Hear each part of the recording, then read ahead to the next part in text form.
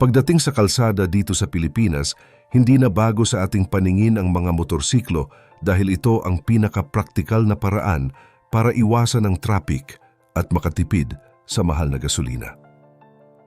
Sa mahabang panahon, ang mga pangalang galing sa Japan ang laging bida sa ating mga showroom, pero nitong mga nakaraang taon ay may isang tatak mula sa India ang unti-unting pumapasok sa ating kamalayan. Ang Bajaj ay kilalang-kilala ngayon dahil sa kanilang mga sikat na three-wheelers o yung mga kulay dilaw at puti na sasakyang may 3 gulong na madalas nating makita sa probinsya at maging sa lungsod. Pero ang hindi alam ng marami, bago pa naging hari ng kalsada ang kanilang mga tricycle, ay matagal na palang gumugulong ang kanilang teknolohiya sa ating bansa sa ilalim ng isang sikat na Japanese brand.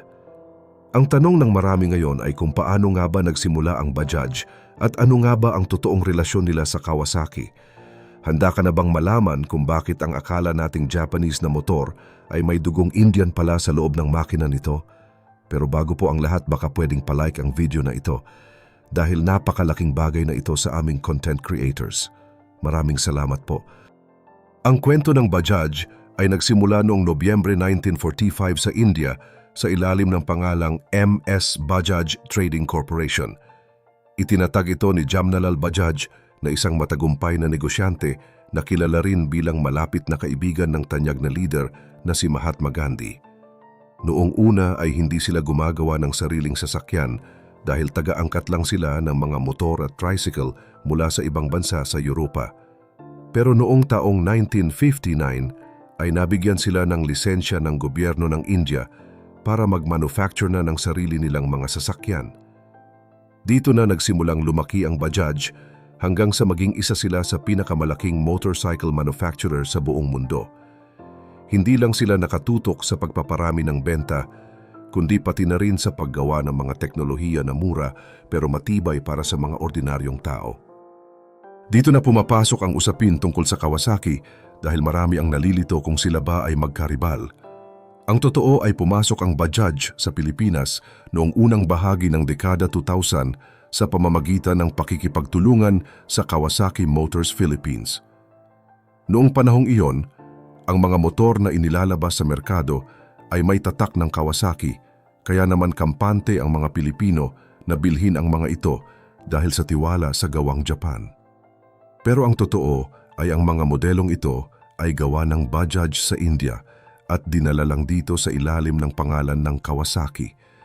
Naging maganda ang partnership na ito dahil nagamit ng Bajaj ang magandang reputasyon ng Kawasaki habang nakapagbigay naman sila ng mas murang opsyon para sa mga Pinoy. Kaya hindi sila magkalaban kundi naging magkakampi para masakop ang mas malawak na merkado sa Asia. Dahil sa tagumpay ng kanilang mga unang modelo, napatunayan ng Bajaj na hindi kailangang maging mahal ang isang motor para maging matibay. Ang mga modelong inilabas nila ay hindi ginawa para sa pabilisan o para lang magpasikat sa porma, kundi para sa tunay na pangangailangan ng bawat Pilipino na naghahanap ng katuwang sa trabaho. Dito lalong nakuha ng Bajaj ang loob ng mga riders dahil sa isang bansa na tulad ng sa atin, mas mahalaga ang tipid sa gasolina at ang kakayahan ng makina na tumagal sa araw-araw na pagpapasada. Pero habang lumilipas ang panahon, unti-unti ring nagbago ang kanilang diskarte para mas makaangkop sa panlasa ng bagong henerasyon. Dito na pumasok sa eksena ang maalamat na Bajaj Rouser na mas kilala sa ibang bansa sa pangalang Bajaj Pulsar. Sa ating bansa, ang mga modelong gaya ng Rouser 135, 180 at 200 ay naging simbolo ng bagong mukha ng Bajaj. Biglang nagbago ang tingin ng mga tao sa brand dahil mas naging agresibo ang porma ng mga ito, mas lumakas ang makina at naging mas sporty ang dating sa kalsada. Para sa mga kabataang Pilipino na gustong makaranas ng bilis at ganda ng motor pero limitado ang budget para sa mga mamahaling Japanese brands, ang Rouser ang naging pinakamagandang opsyon. Ito na marahil ang pinakasikat na linya ng kanilang mga motorsiklo sa Pilipinas dahil sa dami ng mga grupo at online communities na nabuo sa paligid ng modelong ito. Sa pamamagitan ng Rouser, napatunayan ng Bajaj na kaya nilang makipagsabayan hindi lang sa presyo kundi pati na rin sa performance. Ang pagkakaroon ng liquid-cooled engines at modernong itsura ay nagbigay sa mga riders ng pakiramdam na parang naka-big bike sila kahit sa abot kayang halaga lang. Ang pangunahing dahilan kung bakit ito nagustuhan ng mga Pinoy ay ang tinatawag nating value for money. Sa mas mababang halaga, nakakakuha na ang isang rider ng matibay na makina at mga modernong features na dati ay sa mga mamahaling motor mo lang makikita. Bukod dito, ang pagiging simple ng disenyo ng Bajaj ay malaking tulong din dahil kahit sa maliliit na talyer sa probinsya ay madali itong ipakumpuni kung sakaling magkaroon ng problema. Isa pa sa mga hinangaan ng mga tao sa Bajaj ay ang tibay nito sa ilalim ng matinding kondisyon ng mga kalsada sa Pilipinas. Alam nating lahat na hindi perpekto ang ating mga daan dahil sa mga lubak, alikabok at madalas na pagbaha kapag umuulan. Ngunit marami sa mga owners ang nagpapatunay na kahit minsan ay kulang sa maintenance ang kanilang motor, ay patuloy pa rin itong umaandar ng walang aberya. Ang ganitong reputasyon ang naging susi para lalong magtiwala ang mga manggagawa at estudyante na ito ang tamang brand para sa kanila. Bukod sa forma at performance, isa pa sa mga pinakamatinding dahilan kung bakit tumatak ang Bajaj sa ating mga kalsada ay ang kanilang hindi matatawarang tipid sa gasolina. Sa bansa nating madalas tumataas ang presyo ng krudo, naging sandigan ng maraming manggagawang Pilipino ang Bajaj Wind 125 at Caliber 115. Alam nyo ba na ayon sa karanasan ng maraming riders, umaabot ang mga ito sa mahigit 50 hanggang 60 kilometro bawat litro? Isipin nyo na lang ang laking ginhawa nito sa bulsa ng isang ordinaryong empleyado o delivery rider na kailangang bumiyahe araw-araw. Hindi lang ito pang-urban o pang-lungsod, dahil marami na rin nating mga kababayan ang sumubok na gamitin ang kanilang Rouser para sa mga long ride mula Hilagang Luzon hanggang dulo ng Timog Luzon ng walang aberya. Pagdating naman sa pag-aalaga ng motor, dito mo talaga makikita ang pagiging practical ng tatak na ito. Ang Bajaj ay hindi maselan sa maintenance. Hindi mo kailangan ng sobrang mahal na langis o mga komplikadong gamit para mapanatiling maayos ang takbo nito. Dahil simple ang disenyo ng kanilang mga makina, kahit ang mekaniko sa talyer sa kanto nyo ay kayang-kayang intindihin ang sira nito nang hindi gumagamit ng mga advanced diagnostic tools.